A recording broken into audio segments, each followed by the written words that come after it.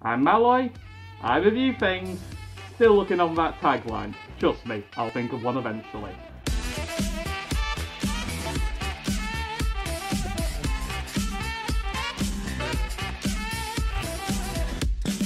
So with the recent news from all things Marvel in particular, but also quite a few other things from entertainment in general, we've got quite a lot to look forward to, not just this year, but in the next couple of years as well. I also want to talk a little bit more about some of the films that I am personally really looking forward to seeing, and maybe a few of the ones where, well, let's just say I need a bit more convincing before I actually spend money to go and see the product.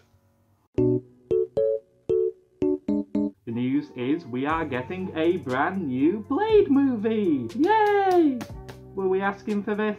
I'm not sure. I honestly don't know who was asking for a new Blade movie, but we're getting one. Okay, first and foremost, the first Blade movie was absolutely fantastic, and what a lot of people tend to forget is back when it was released in 1999, superhero movies weren't exactly the pinnacle of film caliber that they are today.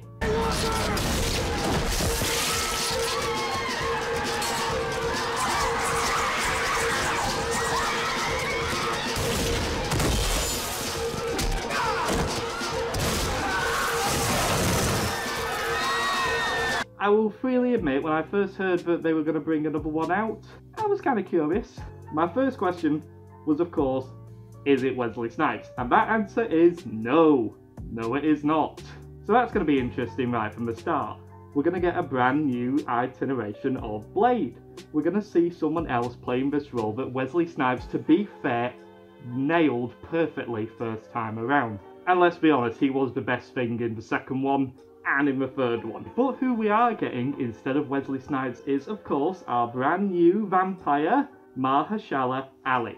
Now, I personally didn't recognise him when I was first reading about this new Blade movie, but I gotta hand it to him.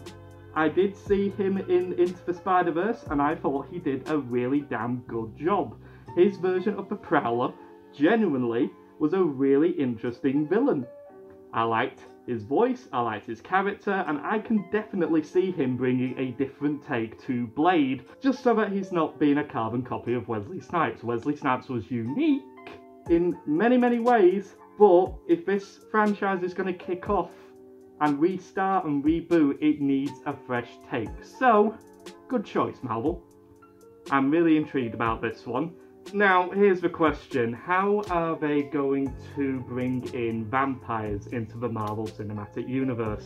That's going to be the interesting one. What I'm also intrigued about is whether they are going with a general audience rating for Blade, or if they're going to try and do a more Deadpool style thing, where it's R-rated, or at least aims more towards a mature audience. It's also going to be interesting to see what sort of plot they go with. Are we going to have an origin story, for example, or are we going to be focusing on Blade already doing his thing? The first Blade movie did that. It sort of hinted about his origin, but we didn't really see his origin, and that is really key. Honestly, I don't think people necessarily need to see the origin story of Blade. What they want to see is Blade being awesome, which he was in the movies with Wesley Snipes. He was awesome, he was funny, he was really quirky for the most part as well. They didn't play him absolutely 100% dead serious. A lot of movies in the late 90s and early noughties tried to make their superheroes way too serious. I'm looking at you, Daredevil. Hopefully, they're still going to play about with it. Hopefully, we're going to see a little bit more of the adult side of things, because let's be honest, the most we've had of vampires recently was Twilight, and the furthest we can get away from that particular bit of franchise, in Phase 5, we are eventually going to get the one that I think most of us are really looking forward to. Which is that one? Let me give you a hint. Back in a mo.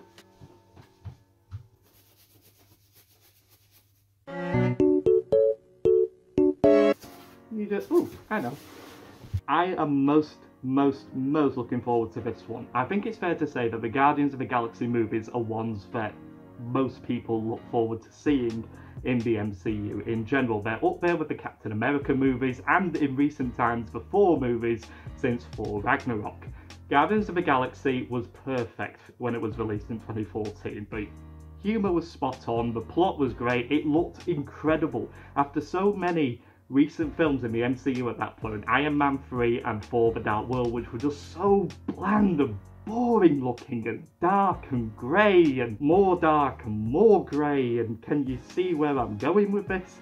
It was so nice to have a nice, big, colourful, epic space adventure to sit back and enjoy, and I'm so looking forward to seeing more of that. This team deserves at least one more good movie, if it is true that they're still going to have it where this is going to be the final film of this particular lineup of the Guardians. It'll be really interesting if they actually follow up with what they seem to hint at in Guardians of the Galaxy Volume 2. Let's see Sylvester Stallone's team of Guardians. Let's see that original Guardians team. I think that would be so interesting. If nothing else, because I think it's fair to say we want to see more Sylvester Stallone in the MCU. He was only in the second Guardians of the Galaxy movie for a few minutes, and I thought he was absolutely incredible. It would be so funny, and it's absolutely such a great thing that he's getting the opportunity to play this huge, ridiculous, over-the-top character in this ridiculous, over-the-top space adventure, and we can finally forget the fact that he was in the really bad Judge Dredd movie.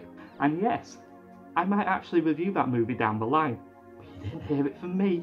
Phase 5 has got the opportunity though to make or break itself based on the fact as to whether Marvel decides to throw in their lot with their recent acquisitions. And of course, those are the X-Men and the Fantastic Four.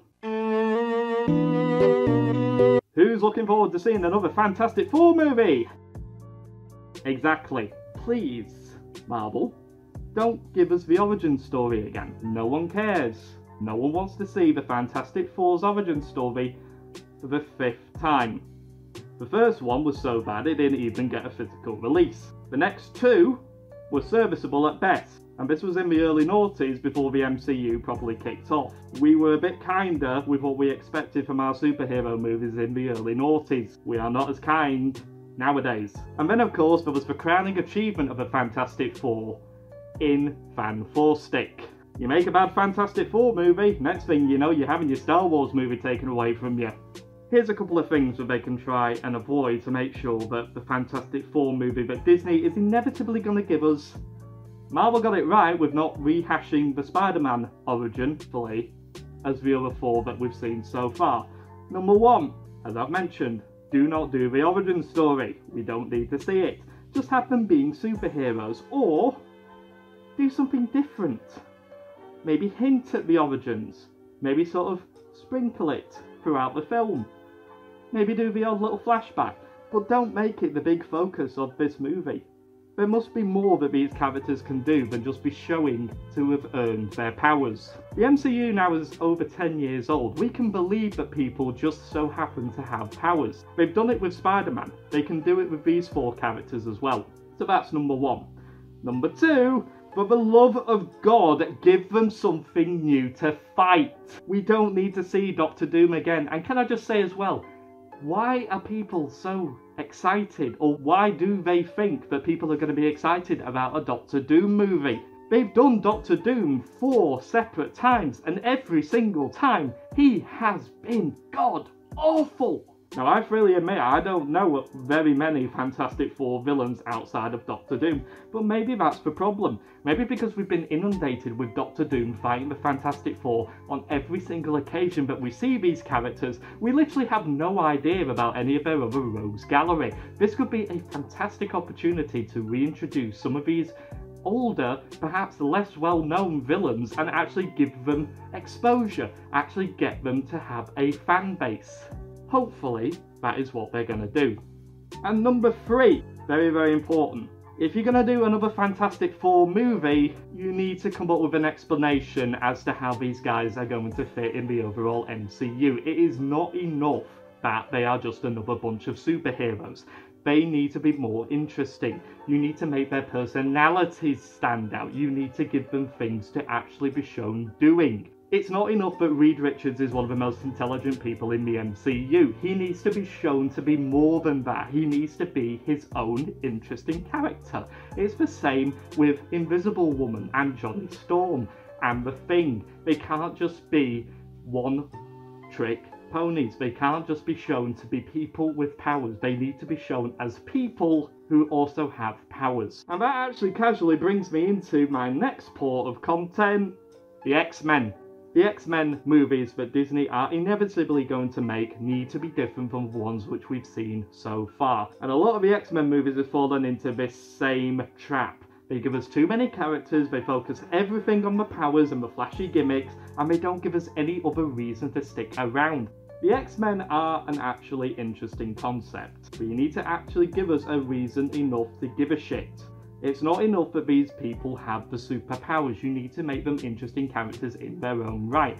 So it's going to be really interesting to see who is actually given the task of directing and writing for the new X-Men. And it's going to be really interesting as well as to see who they focus on. What they need to try and avoid is having a huge cast of characters in the first movie.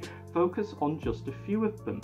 Focus on maybe 2 or 3 and have them come together and actually get involved, actually have them be interesting. Maybe they don't discover their actual powers until later on in the movie. Maybe it could be a more comedic based franchise of films. Or are they going to be the adult ones who are already superheroes? But again, if they go down this route, where have these guys been all these years? It's also going to be interesting as well as to how they go about explaining these powers that these characters have. The mutant powers have always been synonymous with references to racism, homophobia. Maybe actually focus on these characters have got these powers and they're just struggling to get used to them. That can be interesting. Have them realising the extent of their powers.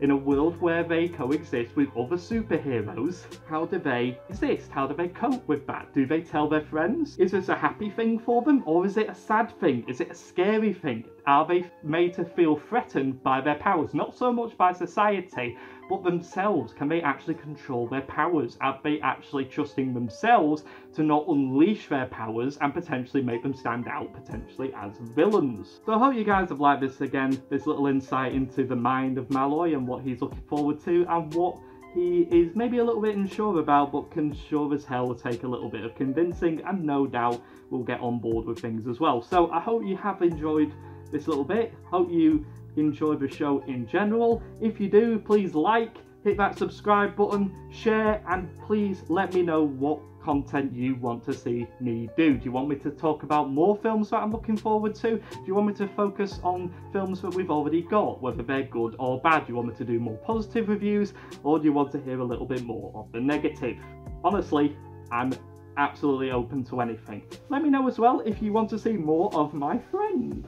And until then, I'm Malloy, and I review things, and I hope you enjoy. So for people living in the UK at the moment, you've probably heard we're going through a little bit of a heat wave. Now, naturally, I will agree that it has been rather hot as balls of late. So, I'm going to actually see if this old wives' tale of actually pulling an umbrella up in the inside of your house actually works. And as you can see, whoop, I'm rather ambidextrous when it comes to my paws. So, let's see. We might come back to this.